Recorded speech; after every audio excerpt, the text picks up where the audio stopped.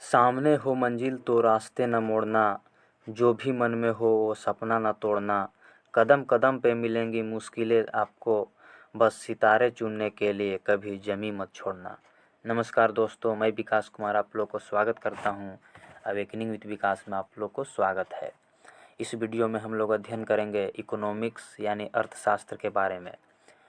इसमें हम लोग अध्ययन करेंगे अर्थशास्त्र की उत्पत्ति, अर्थशास्त्र का अर्थ, अर्थशास्त्र की परिभाषा, अर्थशास्त्र के कौन कौन से क्षेत्र हैं, अर्थशास्त्र की शाखाएं कितनी हैं, यानी अर्थशास्त्र का संपूर्ण परिचय इस वीडियो में हम लोग अध्ययन करेंगे।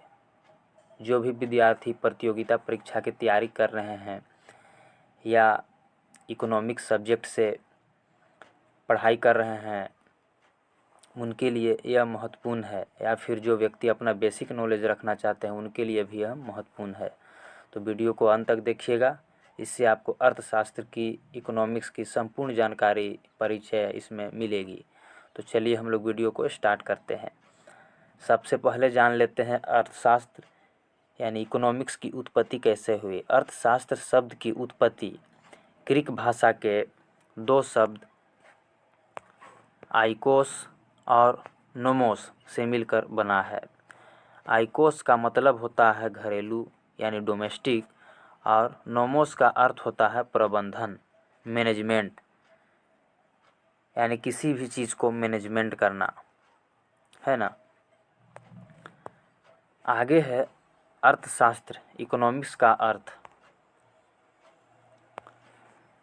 अर्थशास्त्र दो शब्दों के मेल अर्थ प्लस शास्त्र से बना है।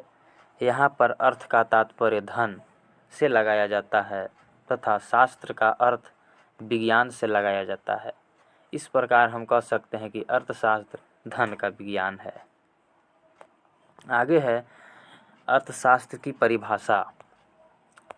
अर्थशास्त्र सामाजिक विज्ञान की वह शाखा है जिसके अंतर्गत वस्तुओं और सेवाओं के उत्पादन यानी प्रोडक्शन, है ना, किसी भी चीज़ का जो उत्पादन हम लोग करते हैं, कोई भी वस्तु का प्रोडक्शन, वितरण, डिस्ट्रीब्यूशन यानी हम लोग बेचते हैं, है ना, विनिमय यानी एक्सचेंज, है ना, क्रय विक्रय, और उपभोग जो हम लोग उपभोग करते हैं, ग्रहण करते हैं, हम लोग यूज करते हैं, कंजप्शन का अध्ययन किया जाता है।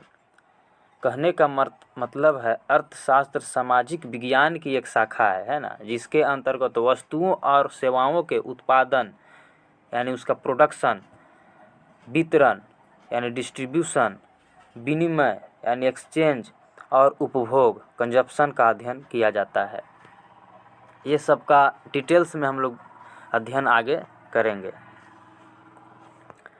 दूसरे शब्दों में अर्थशास्त्र सामाजिक विज्ञान की वह शाखा है जिसके अंतर्गत आर्थिक क्रियाओं, है ना, इकोनॉमिक एक्टिविटीज़ का अध्ययन किया जाता है। आर्थिक क्रियाओं का मतलब है ना, इसमें धन का विज्ञान है, तो बस पैसा से ही रिलेटेड उनकी एक्टिविटीज़ के बारे में अध्ययन किया जाता है। अल्फ्रेड मार्शल जो वैज्ञानिक थे, इन्होंने अर्थशास्त्र को इस प्रकार परिभाषित किया है, अर्थशास्त्र मनुष्य के व्यवहार का अध्ययन किया जाता है ना। एडम स्मिथ जी बोले हैं अर्थशास्त्र धन का विज्ञान है ना। रॉबिन्स बोले हैं अर्थशास्त्र एक विज्ञान है जो मानव व्यवहार तथा उसकी आवश्यकताओं, नीड्स, इच्छाओं, डिजायर एवं उपलब्ध संसाधनों, अवेलेबल रिसोर्स के वैकल्पिक प्रयोग के बीच संबंधों का अध्ययन करता है ना। आगे है अंतर्राष्ट्रीय स्तर पर अर्थशास्त्र की परिभाषा। अंतर्राष्ट्रीय स्तर पर अर्थशास्त्र की परिभाषा। अर्थशास्त्र उस अवधारणा का अध्ययन करता है जो बताता है कि समाज किस तरह से दुर्लभ संसाधन का मतलब होता है कम संसाधनों की सहायता से, है ना, मूल्यवान उत्पाद तैयार करता है। जो मूल्यवान उत्पाद प्रोडक्शन जो तैयार करता है उसको बोलते हैं। व्यक्ति, फर्म, सरकार, अन्य संस्थाएं समाज में अपने विकल्पों का चयन कैसे करती है और यह चयन संसाधनों के उपयोग से समाज के किस तरह से प्रभावित करता है, इसका अध्ययन अर्थशास्त्र कहलाता है।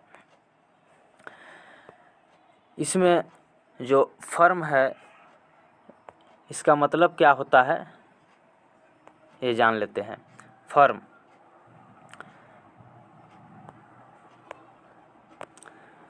फर्म साझेदारी में जो व्यक्ति शामिल होते हैं, है ना। साझेदारी कब समझते हैं ना, कोई भी बिजनेस करने के लिए 2-3 ग्रुप बना करके, पार्टनरशिप बना करके जो बिजनेस को स्टार्ट करते हैं उसे साझेदारी कहते हैं। साझेदारी में जो व्यक्ति शामिल होते हैं, है ना, कुछ व्यक्ति लोग शामिल होते हैं, उसे साझेदारी यानी साझेदार, पार्टनर कहलाते हैं, है ना। और साझेदारों के समूह को फर्म कहते हैं, है ना।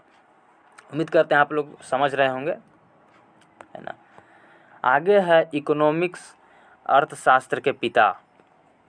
अर्थशास्त्र के पिता एडम स्मिथ को अर्थशास्त्र का पिता कहा जाता है। उन्होंने एक पुस्तक लिखी, inquiry into the nature and causes of wealth of nation. वर्ष 1776 ईस्वी में इन्होंने यह पुस्तक लिखी थी, जिसमें दुनिया के सभी देशों के संपत्ति के बारे में बात की गई है। एडम स्मिथ स्कॉटलैंड के रहने वाले थे। आगे है अपनी इच्छाओं की पूर्ति के लिए लोग विभिन्न क्रियाओं में व्यस्त रहते हैं, जिन्हें 2 रूप में वर्गीकृत किया जाता है ना। यानी अपनी इच्छाओं की पूर्ति करने के लिए लोग विभिन्न क्रियाएं में व्यस्त रहते हैं, लेकिन जिन्हें 2 रूपों में, मुख्यतः 2 रूपों में वर्गीकृत किया जाता है, जो इस प्रकार है। पहला में है आर्थिक क्रिया, इकोनॉमिक एक्टिविटीज़। मानव द्वारा धन और संपत्ति से संबंधित सभी क्रियाएं, है ना। मानव द्वारा धन यानी पैसा और संपत्ति, प्रॉपर्टी से संबंधित सभी क्रियाएं आर्थिक क्रियाएं कहलाती है। इनका मापन मौद्रिक के आधार पर यानी मुद्रा, पैसा के आधार पर किया जाता है। इसलिए ये क्रियाएं राष्ट्रीय आय, नेशनल इनकम, है ना। आगे अध्ययन हम लोग करेंगे नेशनल इनकम क्या है। नेशनल इनकम में मूल्य वृद्धि करती है, उदाहरण के लिए कोई व्यवसाय करना, नौकरी करना आदि। जान लेते हैं राष्ट्रीय आय, नेशनल इनकम क्या है। राष्ट्रीय आय किसी देश में एक वर्ष में, है ना, राष्ट्रीय आय किसी देश में एक वर्ष में उत्पादित समस्त वस्तुओं, यानी एक वर्ष में जितने भी वस्तुओं का हम लोग उत्पाद करते हैं, वस्तुओं के उत्पादित मौद्रिक मूल्य का, जो उसका मुद्रा, जो पैसा का मूल्य लगाया जाता है, उसके योग का, उसके जोड़ का राष्ट्रीय आय कहते हैं। यानी राष्ट्रीय आय किसी देश में एक वर्ष में उत्पादित समस्त वस्तुओं के मौद्रिक मूल्य का कुल योग होता है ना। आगे है उत्पादन। ये सब आर्थिक क्रियाएं हैं। पहला में है उत्पादन, प्रोडक्शन। यह एक ऐसी आर्थिक क्रिया है जिसमें वस्तु की उपयोगिता, है ना, उपयोगिता या वस्तु के महत्व में वृद्धि की जाती है। उत्पादन में श्रम यानी मेहनत, लेबर, पूंजी, इन्वेस्टमेंट, कैपिटल और टेक्निक आदि का व्यापक महत्व होता है। अतः यह विषय भी अर्थशास्त्र के अध्ययन क्षेत्र में सम्मिलित किया जाता है। किसी भी उत्पादन करने के लिए, है ना, किसी भी चीज़ को उत्पादन करने के लिए मेहनत भी लगता है, पूंजी भी लगता है, और कुछ तकनीकी की सहायता अगर हम लोग करें तो उसे कोई भी वस्तु को उत्पादन करने में हम लोग को आसानी होती है ना। आगे है परिभाषिक रूप में हम कह सकते हैं कि उत्पादन के अंतर्गत किसी वस्तु अथवा सेवा का आवश्यकता के अनुरूप निर्माण या उपयोग किया जाता है, जिससे उसकी संरचना में परिवर्तन होता है। दूसरा में है उपभोग, कंजप्शन। उत्पादन का उपयोग उपभोग कहलाता है। किसी भी चीज़ का उत्पादन करके उसका जो हम लोग उपभोग करते हैं, ग्रहण करते हैं, है ना, उसे जो हम लोग यूज करते हैं, उसे उपभोग कहलाते हैं। कंजप्शन कहते हैं। उपभोग वह आर्थिक क्रिया है जो उत्पादन के उद्देश्यों से की पूर्ति करती है। उपभोक्ताओं द्वारा उत्पादकों को मूल्य चुकाकर आवश्यक वस्तुओं को प्राप्त किया जाता है। तीसरा में है विनिमय, एक्सचेंज।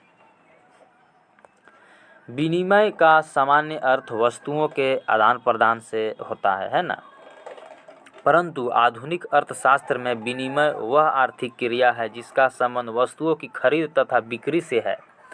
यह क्रिया धनराशि या मूल्य द्वारा की जाती है, इसलिए इसे उत्पादन मूल्य भी कहा जाता है, जिसका अर्थ बाजार की अलग अलग परिस्थितियों के आधार पर उत्पादन का मूल्य निर्धारण करना है, जैसे पूर्ण प्रतिस्पर्धा, अपूर्ण प्रतिस्पर्धा, एकाधिकार आदि।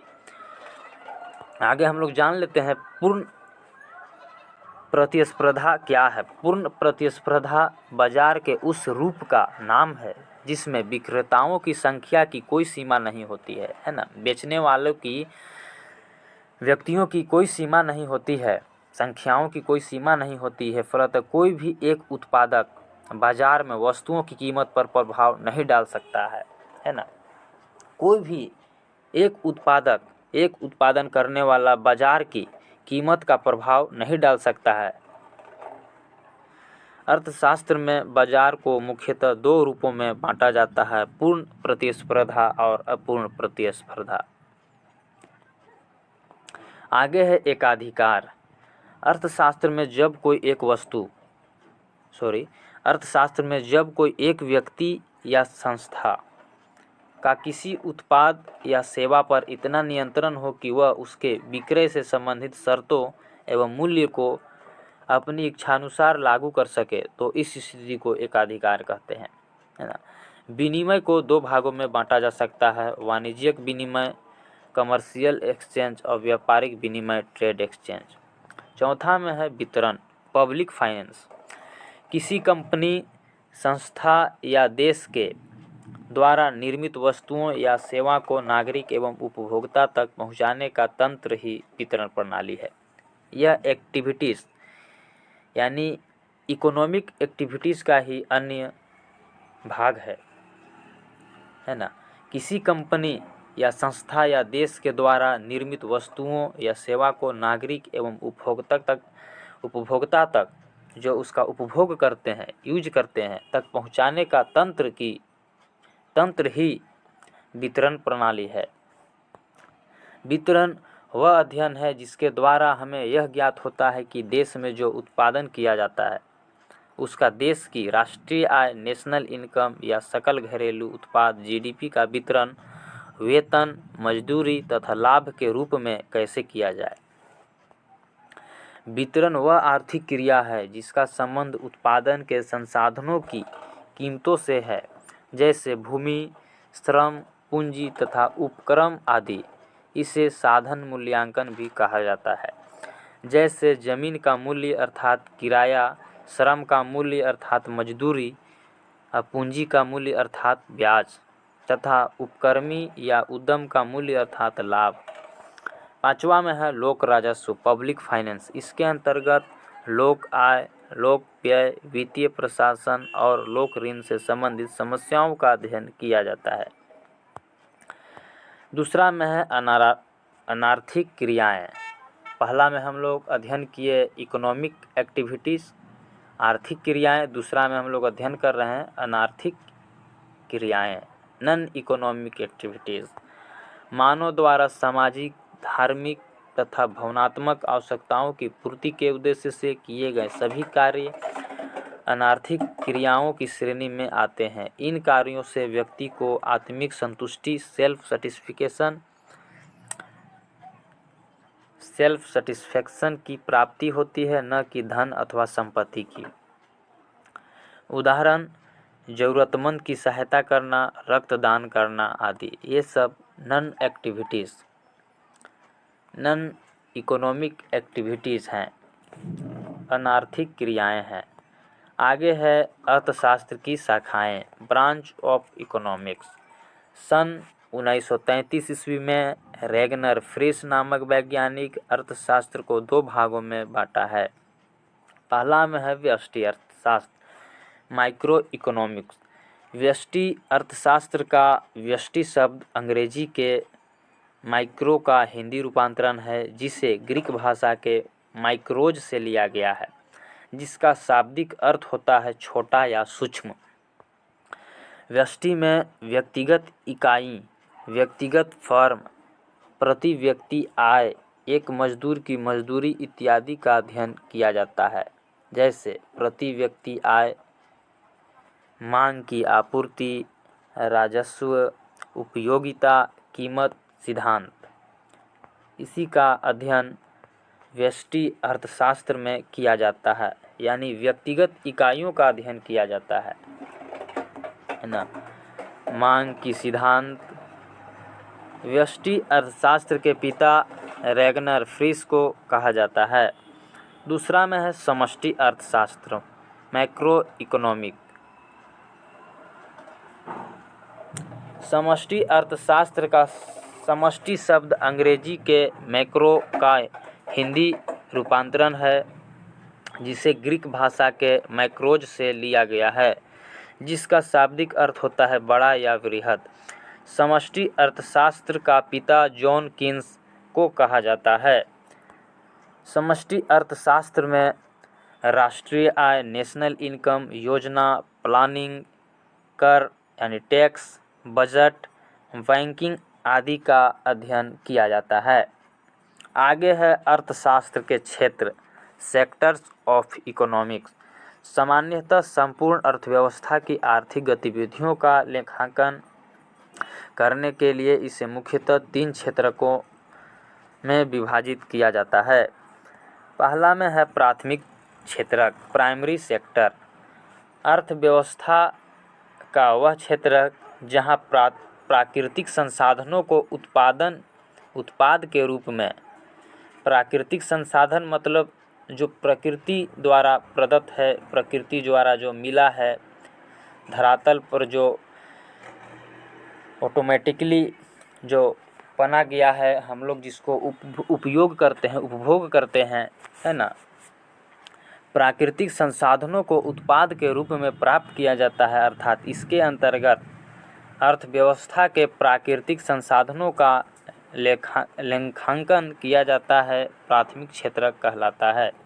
इसे कृषि एवं संबंध क्षेत्र भी कहा जाता है।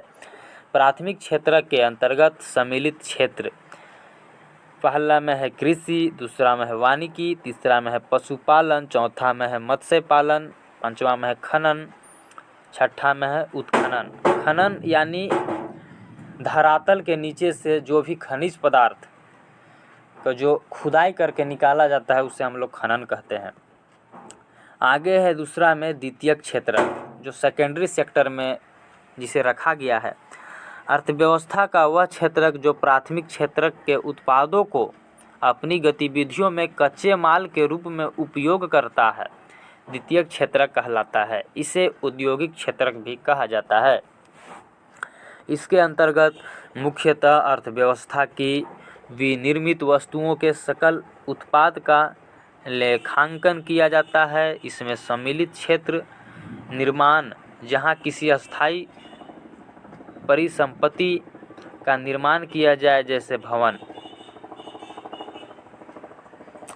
दूसरा में है विनिर्माण, जहां किसी वस्तु का उत्पादन हो, जैसे कपड़ा, रोटी आदि। तीसरा में है विद्युत, गैस एवं जलापूर्ति इत्यादि से संबंधित कार्य। तीसरा में है तृतीयक या सेवा क्षेत्रक, टर्शियरी और सर्विस सेक्टर, जिसमें विभिन्न प्रकार की सेवाएं प्रदान की जाती है, इसलिए इस क्षेत्र को सेवा क्षेत्रक भी कहा जाता है। यह क्षेत्र अर्थव्यवस्था के प्राथमिक और द्वितीयक क्षेत्र को अपनी उपयोगी सेवाएं प्रदान करता है। इस क्षेत्र में विभिन्न प्रकार की सेवाओं का उत्पादन किया जाता है।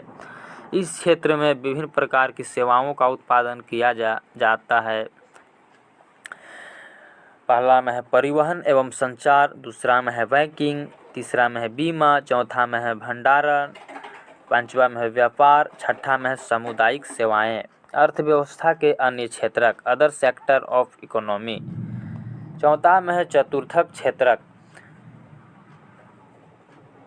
क्वाटरनरी सेक्टर अर्थव्यवस्था के इस क्षेत्र में बौद्धिक गतिविधियों को शामिल किया जाता है, जैसे सरकार, संस्कृति, पुस्तकालय, अनुसंधान, शिक्षा, सूचना प्रौद्योगिकी आदि इस क्षेत्र से संबंधित गतिविधियों में शामिल है। 5वां में है पंचम क्षेत्र क्वाटरनरी सेक्टर, समाज या अर्थव्यवस्था में उच्च स्तरीय निर्णय लेने वाले संस्थानों जैसे सरकार, विश्वविद्यालय, मीडिया, विज्ञान, गैर लाभकारी संस्थान आदि को शामिल किया जाता है। तो ये रहा अर्थशास्त्र यानी इकोनॉमिक्स के बारे में कंप्लीट जानकारी। उम्मीद करते हैं यह वीडियो आप लोगों को अच्छी लगी होगी। इसमें जो भी कमी आप लोग को दिखाई देती है वो हमें कमेंट बॉक्स में कमेंट करें, हम सुधारने का प्रयास करेंगे। तो मिलते हैं नेक्स्ट वीडियो में, तब तक के लिए अपना ख्याल रखिएगा। वीडियो को अंत तक देखने के लिए आप सभी को बहुत बहुत धन्यवाद। जय हिंद, जय भारत।